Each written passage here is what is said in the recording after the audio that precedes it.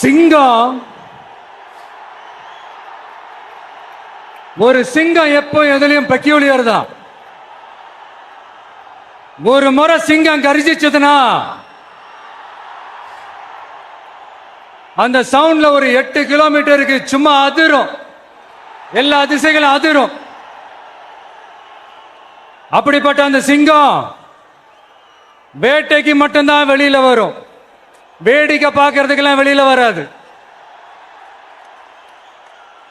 வேட்டையில கூட உயிரோடு இருக்கிற மிருகங்களை தான் வேட்டையாடும். அதுலயும் பெரும்பாலும் தன்னை விட பெரிய சைஸ் உள்ள மிருகங்களை தான் குறி வச்சு தாக்கும், ஜெயிக்கும்.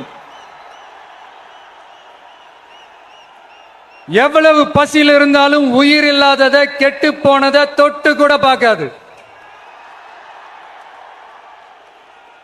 அப்படிப்பட்ட அந்த சிங்கம் அவ்வளவு ஈஸியா எதையும் தொடாது, தொட்டா விடாது. காட்டோட 4 பக்கமும் மார்க்கிங் மை டெரிட்டரின்னு தன்னுடைய பவுண்டரியை தானே வகுக்கும். அப்படிதான் அந்த காட்டையே தன்னோட கண்ட்ரோல்ல வச்சிருக்கும். சிங்கத்துக்கு கூட்டத்தோட இருக்கிறதுக்கும் தெரியும், தனியா இருக்கிறதுக்கும் தெரியும். அப்படியே தனியா வரணும்னு நினைச்சாலும் அஞ்சாம அலட்டிக்காம சும்மா கெத்தா தனியா வந்து அத்தனை பேருக்கும் தண்ணி காட்டும். எப்போ எதிலையும் தன்னோட தனித்தன்மை இழக்கவே இழக்காது. Yes, a lion is always a lion.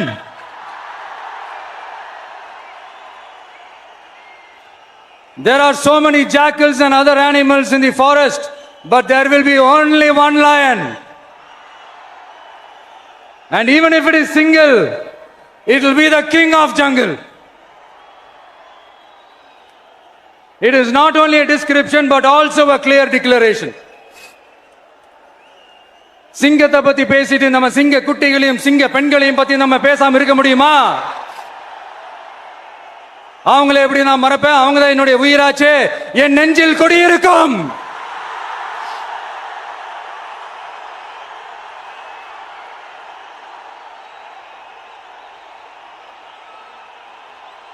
என்னுடைய தோழர்களுக்கும் தோழிகளுக்கும்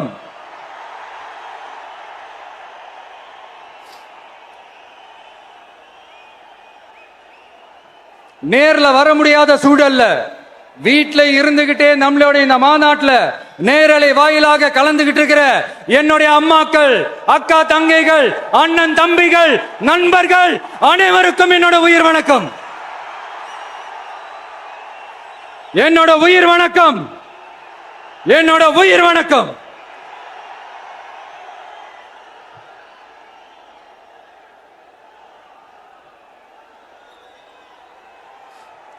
வீரம் விளையும் மாமதுரை மண்ணை வணங்குகிறேன். இந்த மதுரைனாலே உடனே ஞாபகத்துக்கு வரது சீறி பாஞ்சி துள்ளி குதிக்கிற யாருக்கும் அடங்காத காளைகள் விளையாடுற அலங்காநல்லூர் ஜல்லிக்கட்டு தான்.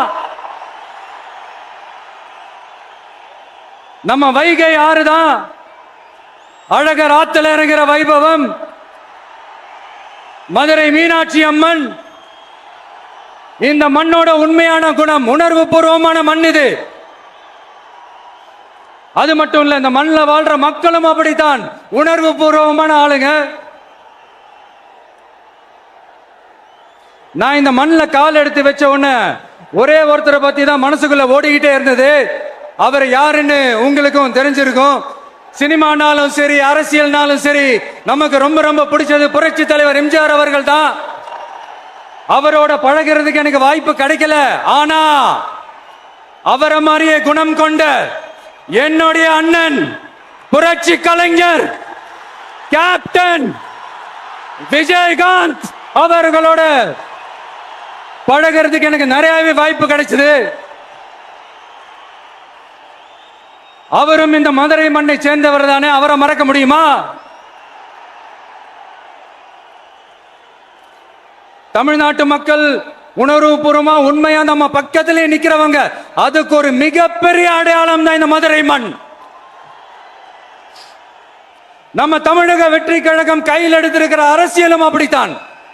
உண்மையான அரசியல், உணர்வு பூர்வமான அரசியல், நல்ல அரசியல், நல்லவங்களுக்கான அரசியல், நாட்டு மக்களுக்கான அரசியல், நல்லது மட்டுமே செய்கிற அரசியல்.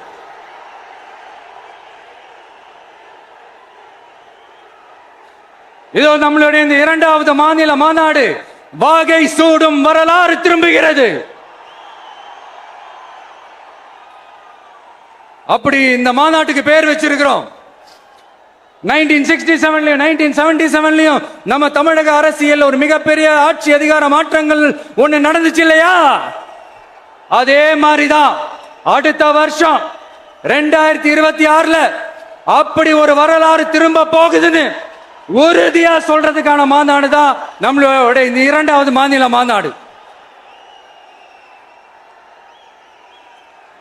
விக்கிரவாண்டி விசாலையில் நம்மளுடைய ஃபர்ஸ்ட் மாநாடு நடத்தணும், வெற்றி கொள்கை திருவிழா. அதுக்கப்புறமே நீங்க பார்த்திருப்பீங்க, தமிழக அரசியல் அந்த தட்ப வெப்பத்தையே மாத்தினுச்சு. நமக்கு எதிராக எத்தனை குரல்கள். ஆனா உங்களுக்கு தான் நம்மளை பத்தி நல்லா தெரியுமே, எந்த குரலையும் காதலையே போட்டுக்காம மக்களோட குரலை மட்டுமே கேட்டுக்கிட்டு நமக்கு எதிராக வர அத்தனை கூக்குரல்களையும் சின்னதா ஒரு சிரிப்போடவே கடந்து வந்திருக்கிறோம். அது இல்லாம நம்ம மாநாட்டில் ஒலிக்கிற இந்த குரல், இந்த ஒற்றை தமிழ் மகனோட குரல் மட்டுமல்ல, ஒட்டுமொத்த தமிழ்நாட்டு மக்களுடைய குரல். தமிழ்நாட்டில் இருக்கிற ஒவ்வொரு வீட்டில இருந்தும் ஒலிக்கிற குரல், ஒட்டுமொத்த உலகெங்கும் வாழும் ஒவ்வொரு தமிழ் வீட்டிலிருந்தும் எழும் குரல். இந்த சினிமா என்கிற மாபெரும் கலை ஆயுதத்தின் வாயிலாக சாதி, மதம், இனம், பாலினம், மொழி கடந்து இந்த நாட்டின் மூளை முடுக்கெங்கும் ரசிகர்களாக இருந்து தோழர்களாக நம்மோடு பயணிக்க துவங்கியுள்ள அனைவரோடும் இணைந்த ஒவ்வொரு மனிதருக்காகவும் ஒலிக்கிற உரிமை குரல். மாநில உரிமைக்காக, பெண் உரிமைக்காக, சமூக நீதிக்காக, சமநீதிக்காக, மதச்சார்பின்மைக்காக உண்மையா ஒலிக்கிற குரல். அதனால் இந்த குரலுக்கு எதிராக இன்னும் இன்னும் எத்தனை எத்தனை கூக்குரல்கள் வந்தாலும் ஓங்கி ஒலிக்குமே தவிர ஒரு நாளும் ஓயவே ஓயாது. Yes, it is an unstoppable voice, an unstoppable force.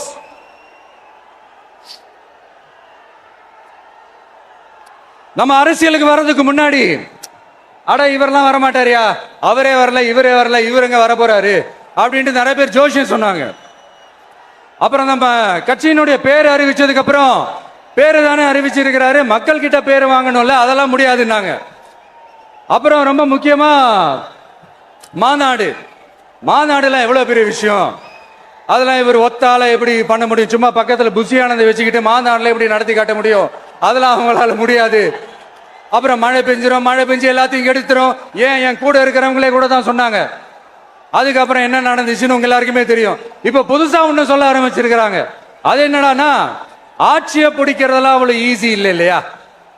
இப்ப அதெல்லாம் விட்டாங்க, இப்ப இங்க வந்துட்டாங்க. இவர் நேரா ஷூட்டிங்ல இருந்து வருவாராம், வந்து ஆட்சியை பிடிப்பாராம். அது எப்படி இவராலே முடியும், அவராலே முடியல, இவராலே முடியல, அவருக்கு அத்தனை வருஷம் ஆச்சு, இவராலே எப்படி முடியும் ஒரு பக்கம்.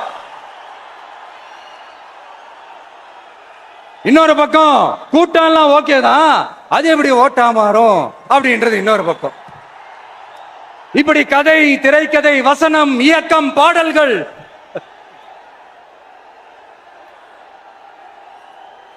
அதனால இந்த அரசியல் ஆய்வாளர்களுக்கு நான் சொல்றதெல்லாம் ஒன்னே ஒண்ணுதான், நல்லா கேட்டுக்கங்க.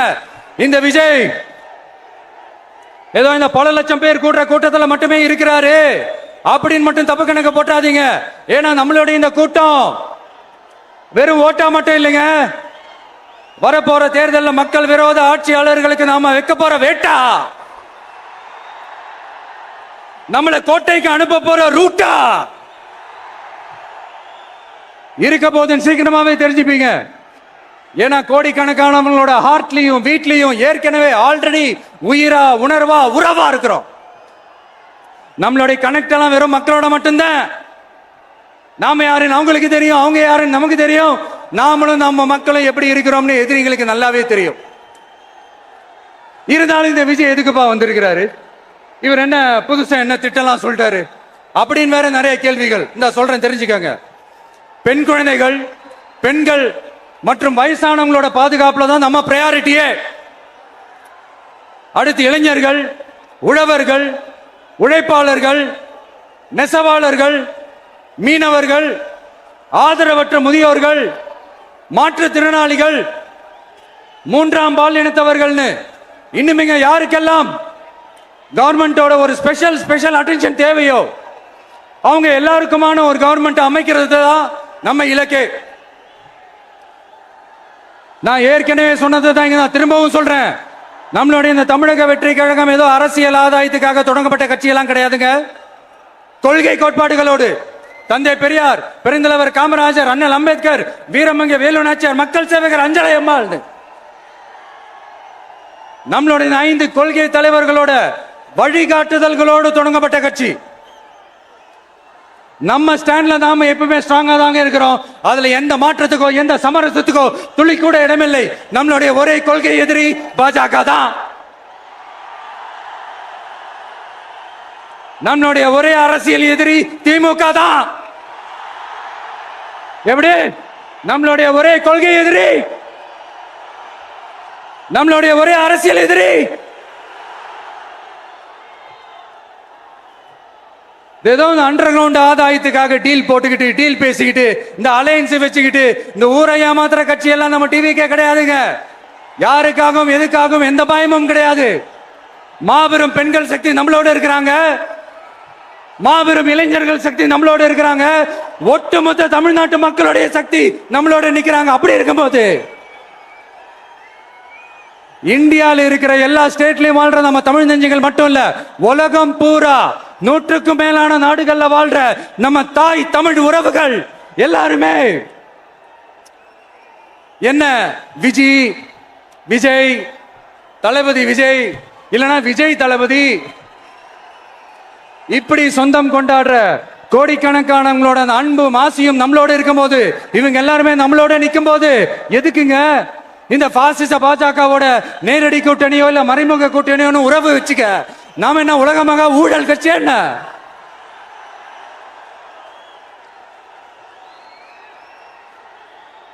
நம்மளை பத்தி சின்னதா ஒரு உண்மை ஒண்ணு சொல்லலாமா? என்னடா இவர் வாயால இப்படி சொல்றாருன்ட்டு யாரும் தவறா நினைச்சுக்க வேணாம். ஏன்னா இது ஒரு விதத்துல ஒரு ஃபேக்டும் கூட, அதனாலதான் நான் சொல்லணும்னு ஆசைப்படுறேன். நம்ம யார் தெரியும்ல? நாம எல்லாருமே சொல்றேன், நாம யார் தெரியும்ல? இந்தியாவின் மாபெரும் மக்கள் சக்தி கொண்ட ஒரு மகத்தான வெகுஜன மக்கள் படை.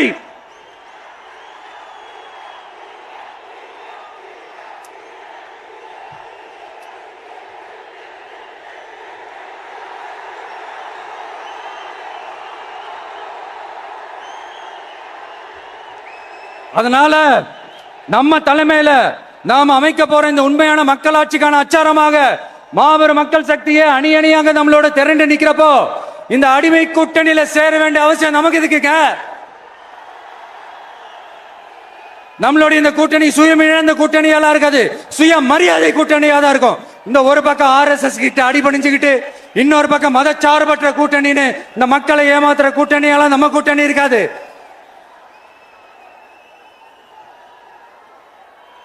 நான் இப்பவும் சொல்றேன், நம்மளை நம்பி வர்றவங்களுக்கு ஆட்சியிலும் அதிகாரத்திலும் உறுதியாக பங்களிப்பு செய்யப்படும். உடனே இந்த கேள்விகள்லாம் வரும். அப்ப யாரு கூட்டணி, யாரு வரா, யாரு போறா, இந்த கேள்விகள்லாம் வரும். இந்த கேள்விகளுக்கெல்லாம் ஒரே ஒரு பதில் தான், சஸ்பென்ஸ்ல சஞ்சாரம் செய்யுங்க. ஆனா ஒண்ணு, 2026 2 பேருக்கு நடுவுல தான் போட்டியே. ஒன்னு டிவிகே, இன்னொன்னு டிஎம்கே. இந்த போட்டி எப்படி இருக்க போதுன்னா, இந்த அலையன்ஸை வச்சு எப்படியாவது நம்ம தப்பிச்சிடலாம். என்ன இந்த பழைய இந்த மேத்தமேட்டிக்ஸ், அரித்மேட்டிக்ஸ் இதெல்லாம் வச்சு எப்படியாவது நம்ம தப்பிச்சிடலாம் அப்படின்னு நினைக்கிறவங்களோட அந்த கனவு ஒரு நாளும் மைப்படாது. சரி, இப்ப நம்ம வேற ஒரு ஏரியாவுக்கு ஒண்ணு வருவோம். எதிர்காலம் வரும், என் கடமை வரும், இந்த கூட்டத்தின் ஆட்டத்தை ஒழிப்பேன்.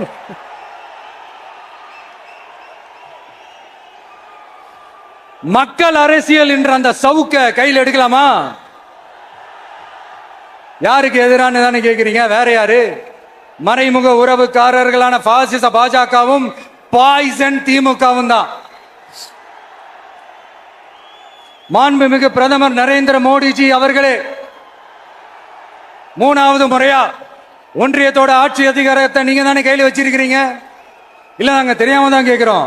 நீங்க ஆட்சிக்கு வந்தது ஒட்டுமொத்த மக்களுக்கும் நல்லது செய்யவா, இல்ல நம்மளுடைய இந்த இஸ்லாமிய நண்பர்களுக்கும் இஸ்லாமிய தோழர்களுக்கும் எதிராக சதி செய்யவா? மக்களுக்கு உங்ககிட்ட கேட்கறதுக்குன்னு ஏராளமான கேள்விகள் இருக்குது. அதனால அவங்க சார்பா, அவங்கள ஒருத்தனா, அவங்களோட ஒரு உண்மையான ஒரு பிரதிநிதியா உங்ககிட்ட சில கேள்விகள் கேட்கணும். மிஸ்டர் பிரைம் மினிஸ்டர் அவர்களே, நம்ம தமிழ்நாட்டு மீனவர்கள் கிட்டத்தட்ட ஒரு 800 பேருக்கு மேல இலங்கை கடற்படையால தாக்கி அழிக்கப்பட்டிருக்கிறாங்க. அதை கண்டிக்கிறதுக்காக உங்களை பெருசா எதுவும் செய்ய சொல்லல, சின்னதா ஒண்ணே ஒண்ணு மட்டும் செஞ்சு கொடுங்க. இனிமேலாச்சும் எங்களுடைய மீனவர்கள் பாதுகாப்பா இருக்கிறதுக்காக இந்த கச்சத்தீவை இலங்கை கிட்ட இருந்து மீட்டு கொடுத்துருங்க, அது போதும். உங்களுடைய இந்த முரட்டு பிடிவாதத்தால நீங்க நடத்துற இந்த நீட்டு தேர்வு, அதனால இங்க என்னென்ன நடக்குதுன்னு சொல்றதுக்கே மனசு வலிக்குது. அதனால அந்த நீட்டு தேர்வு தேவையில்லைன்னு அறிவிச்சிருங்க, அது போதும். செய்வீர்களா திரு நரேந்திரபாய் தாமோதர் மோடிஜி அவர்களே? எங்களுக்கு என்னென்ன தேவையோ, என்னென்ன நல்லதோ அதெல்லாம் செய்ய மாட்டேங்கிறீங்க. ஆனா ஆட்சி அதிகாரத்தை மட்டும் கையில வச்சுக்கிட்டு மக்களை ஏமாத்த நேரடியாக ஒரு பாசிச பாஜக அடிமை கூட்டணி ஒண்ணு. அடுத்து உங்களோட இந்த மைனாரிட்டி ஆட்சியை ஓட்டுறதுக்காக மறைமுகமாக RSS அடிமை குடும்பம்னு இன்னொரு கூட்டணி. இப்படி மக்கள் சக்தியே இல்லாத இந்த ஊழல் கட்சிகளை மிரட்டி அடிபணிய வச்சு 2029 வரைக்கும் சொகுசு பயணம் போயிடலாம்னு திட்டம் தீட்டி வச்சிருக்கிறீங்க. அதானே ஜி? என்ன ஜி? ஒண்ணு மட்டும் சொல்றேன், தெரிஞ்சுக்கங்க. என்னதான் நீங்க இந்த நேரடி மறைமுக கூட்டணி குட்டிகரணம் போட்டாலும் தாமரை இலையில தண்ணியே ஒட்டாது. தமிழக மக்கள் மட்டும் எப்படி ஒட்டுவாங்க?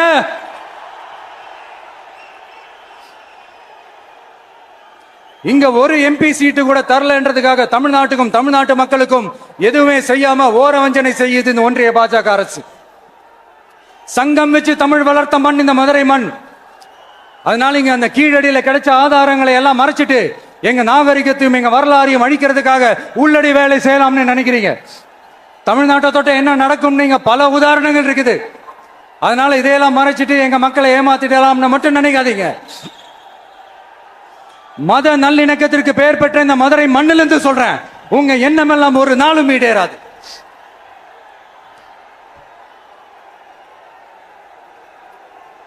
எம்ஜிஆர்னா யார் தெரியும்ல? அவர் மாஸ்னா என்னன்னு தெரியும்ல?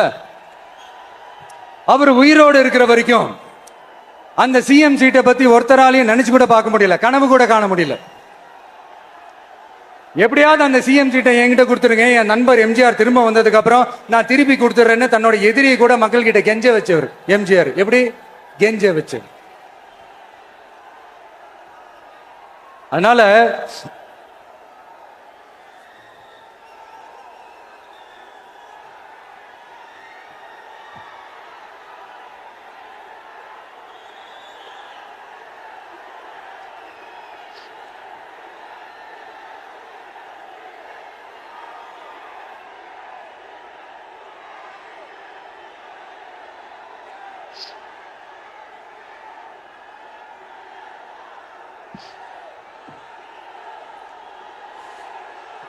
ஆனா இப்போ அவர் ஆரம்பிச்ச அந்த கட்சிய, எம்ஜிஆர் அவர்கள் ஆரம்பிச்ச அந்த கட்சிய கட்டி காக்கிறது யாரு? இன்னைக்கு அந்த கட்சி எப்படி இருக்குது? அத நான் சொல்லிதான் உங்களுக்கு தெரியணுமா? அப்பாவி தொண்டர்கள் அதை வெளியில சொல்ல முடியாம வேதனையில தவிக்கிறாங்க. 2026 சட்டமன்ற தேர்தலில் யாருக்கு ஓட்டு போடணும், எப்படிப்பட்ட ஆட்சி இங்க அமையணும்னு அந்த அப்பழுக்கற்ற அந்த தொண்டர்களுக்கும் ரொம்ப நல்லாவே தெரியும். அதனால என்ன வேஷம் போட்டுக்கிட்டு பாஜக இங்க தமிழ்நாட்டுக்குள்ள வந்தாலும் அவங்க வித்தை எல்லாம் இங்க வேலைக்கே ஆகாது.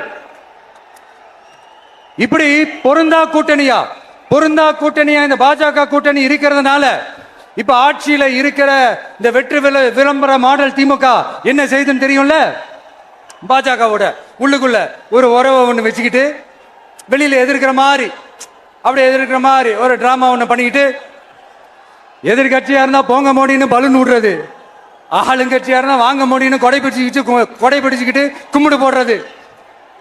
இது மட்டுமா, ஒரு ரைடுன்னு ஒன்று வந்துட்டா போதும், இது வரைக்கும் போகவே போகாத ஒரு மீட்டிங், அதை காரணம் காட்டி டெல்லிக்கு போறது, அங்க ஒரு சீக்கிரட் மீட்டிங் நடத்துறது. நல்லா நோட் பண்ணணும் மக்களே, அந்த மீட்டிங் அப்புறம் இந்த இஷ்யூ அப்படியே காணாம போயிருக்குமே.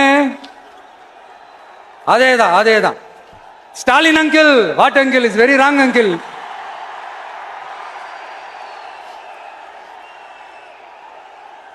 இப்படி தமிழ்நாட்டில் இப்ப நடக்கிற இந்த ஆட்சியினுடைய லட்சணத்தை பார்த்துக்கிட்டு நாம எப்படி சும்மா இருக்க முடியும்? ஒரு தவறு செய்தால், அதை தெரிந்து செய்தால், அவர் கபட நாடக மு.க. ஸ்டாலின் அங்கிளாகவே இருந்தாலும், அங்கிள் உங்களுக்கு மனசாட்சின்னு ஒண்ணு இருந்துச்சுன்னா நாங்க கேட்கிற கேள்விகளுக்கு மட்டும் கொஞ்சம் பதில் சொல்லுங்க அங்கிள்.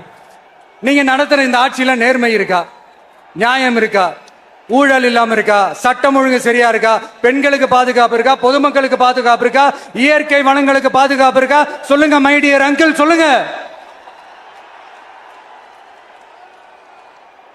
டாஸ்மாக்ல மட்டுமே இது வரைக்கும் 1000 கோடிக்கு மேல ஊழல் சொல்றாங்க. அதுல மட்டுமா தப்பு நடக்குது? வேற எதுல தான் நடக்கல? உலகத்திலே மிஸ்டர் கிளீன் ரெக்கார்ட்ஸ் எல்லாம் உங்களுக்கும் உங்க கூட இருக்கிறவங்களுக்கும் மட்டும்தான் அங்கிள் கொடுக்கணும். இதை பார்த்து வாயே இல்லாத ஊரு கூட வயிறு வலிக்கு சிரிக்குது. பெண்களுக்கு 1000 ரூபாய் கொடுத்துட்டீங்கன்னா போதுமா அங்கிள்? அப்படியே அது மூடி மறைச்சிடலான்னு பாக்குறீங்களா? படிக்கிற இடத்துல, வேலைக்கு போற இடத்துல, வெளியில போற இடத்துலன்னு அவங்களுக்கு பாதுகாப்பே இல்லைன்னு ஒட்டுமொத்த பெண்களும் கதறாங்க. அந்த கதறல் சத்தம் ஏதாவது உங்க காதுல கேக்குதா அங்கிள்? இதுல வேற உங்க அப்பான்னு கூப்பிடுறாங்கன்னு வேற சொல்றீங்க. What is this uncle? Is very very wrong uncle, is very very wrong. பெண்களுக்கு மட்டுமா பொய் வாக்குறுதி கொடுத்து ஏமாத்துறீங்க? அரசு ஊழியர்கள், ஆசிரியர்களை ஏமாத்துறீங்க, விவசாயிகளை ஏமாத்துறீங்க, பரந்தூர்ல பாதிப்பே வராதுன்னு சொல்லி ஏமாத்துறீங்க, மீனவர்களை ஏமாத்துறீங்க, போதைப் பொருள் கலாச்சாரத்தை ஒழிக்காம ஏமாத்துறீங்க. ஐயோ very very first uncle, very very first. எப்படி கேட்டாலும் இவங்க கிட்ட இருந்து எந்த பதிலும் வர போறதில்லை. ஏன்னா இருந்தா தானே. இப்ப ஆட்சியில இருக்கிற நம்மளுடைய அங்கிள் பதில் சொல்றது இருக்கட்டும். மக்களை நீங்க சொல்லுங்க, நீங்க உண்மையை சொல்லுங்க. செய்வோம்னு சொன்னாங்களே, சொன்னதெல்லாம் செஞ்சாங்களா? உங்களை தான் கேக்குறேன், சொன்னதெல்லாம் செஞ்சாங்களா? சத்தமா மை டியர் அங்கிள், கேக்குதா? மக்களோட சத்தம் கேக்குதா? இது வெறும் சாதாரணமான முழக்கம் தான். கூடிய சீக்கிரம் மக்களை போய் சந்திக்க போறேன், அவங்களோட மனசு விட்டு பேச போறேன். அதுக்கப்புறம் இந்த சாதாரணமான முழக்கம் இடி முழக்கமா மாறும். அத்தோட நிக்காது. அந்த இடி முழக்கம் தமிழ்நாட்டோட போர் முழக்கமா மாறும். அந்த போர் முழக்கம் உங்களை ஒரு நிமிஷம் கூட தூங்க விடாது. நடக்குதா இல்லையான்னு பாருங்க. என்னடா இவன் இவ்வளவு ஸ்ட்ராங்கா சொல்றானேன்னு பாக்குறீங்களா? எல்லாரும் கட்சி ஆரம்பிச்சதுக்கு அப்புறம் தான் ஒவ்வொரு வீட்டுக்குள்ளேயும் போறதுக்கு ட்ரை பண்ணுவாங்க. ஆனா நாங்க அப்படி இல்லை. ஒவ்வொரு வீட்டுக்குள்ளேயும் போனதுக்கு அப்புறம் தான் கட்சியாவே ஆரம்பிச்சிருக்கிறோம்.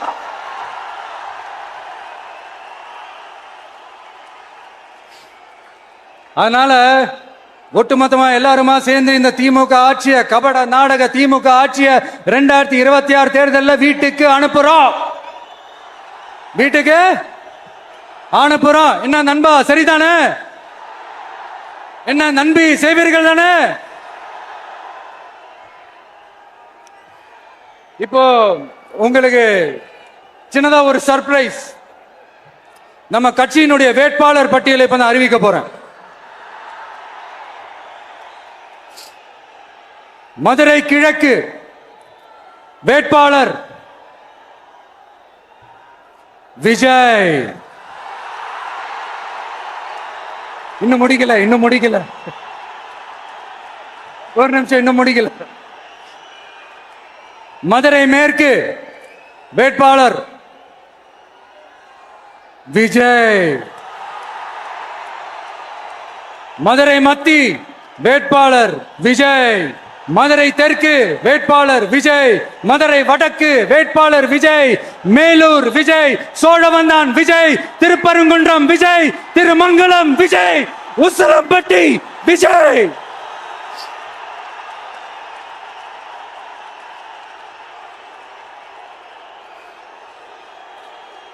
என்னடா எல்லா தொகுதியிலையும் ஒரே வேட்பாளர்னு பாக்குறீங்களா? 234 தொகுதியிலையும் இந்த விஜய் தான், அதாவது உங்க விஜய் தான் உங்க சின்னம். இன்னும் சிம்பிளா சொல்லணும்னா உங்க வீட்டில் இருக்கிற ஒருத்தர் தான் வேட்பாளரா நிக்க போறாங்க. அந்த வேட்பாளரும் நானும் வேறு வேறு இல்லை. நீங்க அவருக்கு ஓட்டு போட்டீங்கன்னா எனக்கு ஓட்டு போட்ட மாதிரி, இந்த முகத்துக்காக நீங்க ஓட்டு போட்டீங்கன்னா உங்க வீட்டில் இருக்கிற உங்களுடைய வேட்பாளர் ஜெயிச்ச மாதிரி.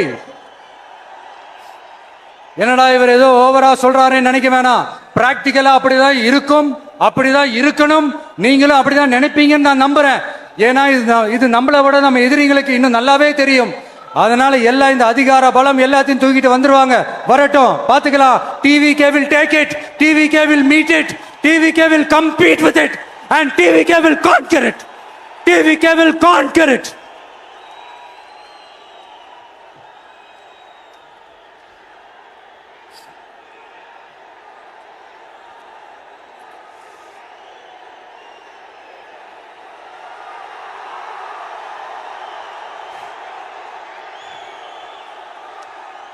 இந்த நேரத்தில் நம்ம மனசுல இருக்கிறத மக்கள் கிட்ட சொல்லி ஆகணும். தூத்துக்குடி ஸ்னோலினோட அம்மா என்ன அவங்களோட தம்பி, இன்னும் அவங்க பொண்ணுக்கு நான் தாய் மாமன்னு சொன்னாங்க. அந்த அக்காவோட குழந்தைக்கு மட்டும் இல்லைங்க, என்ன அண்ணனா தம்பியா நினைக்கிற தமிழ்நாட்டில் இருக்கிற என்னோட எல்லா சகோதரிகளின் குழந்தைகளுக்கும் நான் இன்னைக்கு மட்டும் இல்ல, என்னைக்குமே ஒரு தாய் மாமனா தான் இருப்பேன். நீங்க எல்லாரும் என்னுடைய ரத்த உறவு, கூட பிறந்த பொறுப்பு. என் வீட்டு ரேஷன் கார்டுல வேணா உங்க பேர் இல்லாம இருக்கலாம், உங்க வீட்டு ரேஷன் கார்டுல வேணா என் பேர் இல்லாம இருக்கலாம். ஆனா நாம் எல்லாரும் ஒண்ணுதான், உறவுதான். நமக்கு இடையே எந்த அரசியலும் உள்ள நுழையவே முடியாது. என்கிட்ட இருந்து உங்களையும் உங்ககிட்ட இருந்து என்னையும் எந்த சக்தியாலும் பிரிக்கவே முடியாது. அப்புறம் நான் ஒன்னும் இந்த மார்க்கெட் போனதுக்கு அப்புறம், ரிட்டையர் ஆனதுக்கு அப்புறம் அடைக்கலம் தேடி அரசியலுக்கு வரல. படைக்கலனோட வந்திருக்கிறோம். பவர்ஃபுல் போர்ஸோட, மாபெரும் படை வரிசையோட, எல்லாத்துக்கும் தயாராகி தான் வந்திருக்கிறோம். இவ்வளவு தயாரா நாம அரசியலுக்கு வர்றதுக்கு ரொம்ப ரொம்ப முக்கிய காரணம் ஒண்ணு இருக்கு. அது என்ன தெரியுமா? நன்றி கடன், நன்றி கடன், நன்றி கடன். கிட்டத்தட்ட ஒரு 30 வருஷமா, 30 வருஷத்துக்கு மேல நீங்க தான், நம்ம மக்கள் தான் என் கூட நிக்கிறீங்க, எனக்காக நிக்கிறீங்க, என்னை தாங்கி பிடிக்கிறீங்க, மனசுல ஏந்தி பிடிக்கிறீங்க, தாய் அன்போட மடியில ஏந்திக்கிறீங்க. உண்மையை சொல்லணும்னா வேற யாரை விடவும் எனக்கு இந்த அன்பையும் ஆதரவையும் கொடுத்திருக்கிறீங்க. என் மேல உயிரையே வச்சிருக்கிறீங்க. என்ன உங்க வீட்டுல ஒருத்தனாவே ஆக்கிட்டீங்க. நீங்க எனக்கு கடவுள் கொடுத்த வரம்.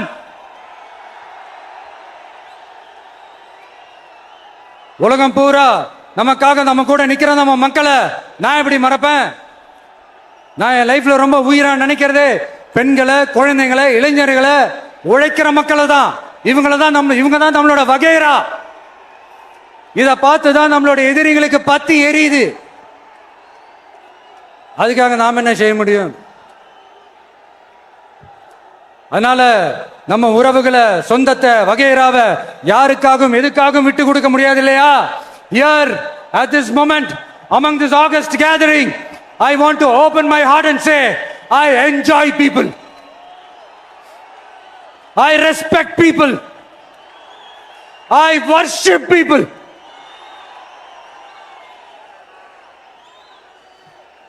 சரிப்பா, இவ்வளவு செஞ்ச நம்ம மக்களுக்கு நன்றி கடனா உன்னால முழுமையா செலுத்த முடியுமான்னு கேட்டா சத்தியமா சொல்றேன், என்னால முடியாதுதான்.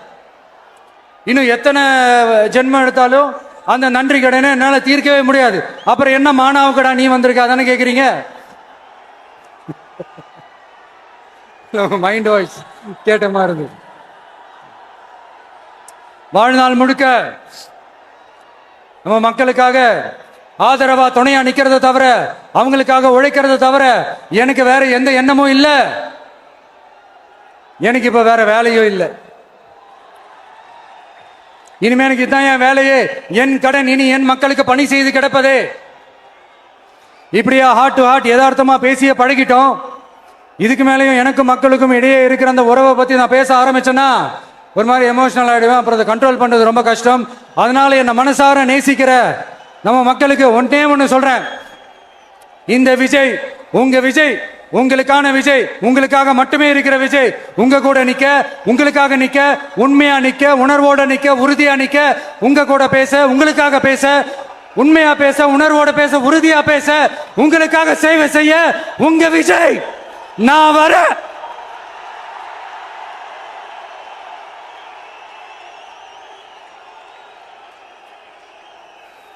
சொல்லல முக்கியம், செயல் செயல் செயல் தான் முக்கியம்.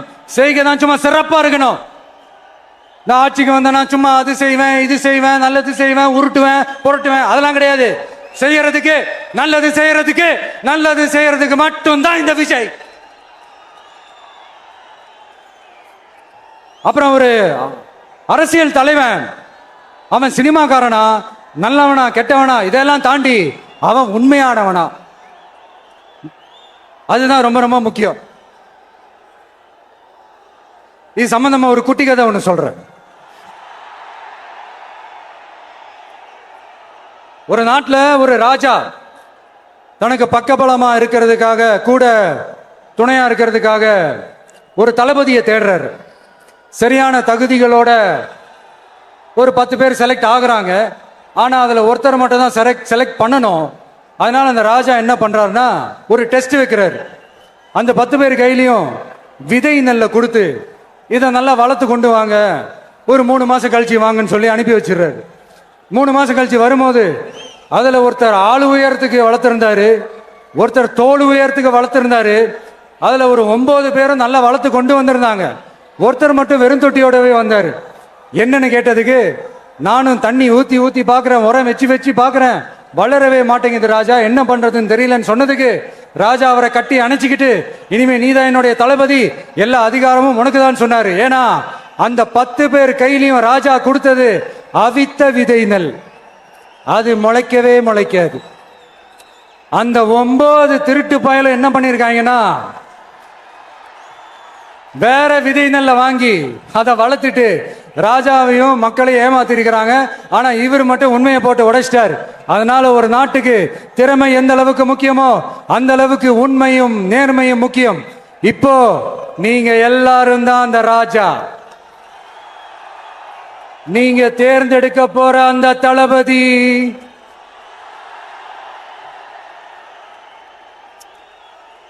சும்மா சினிமாக்காரன் சினிமாக்காரன் சினிமாக்காரன்.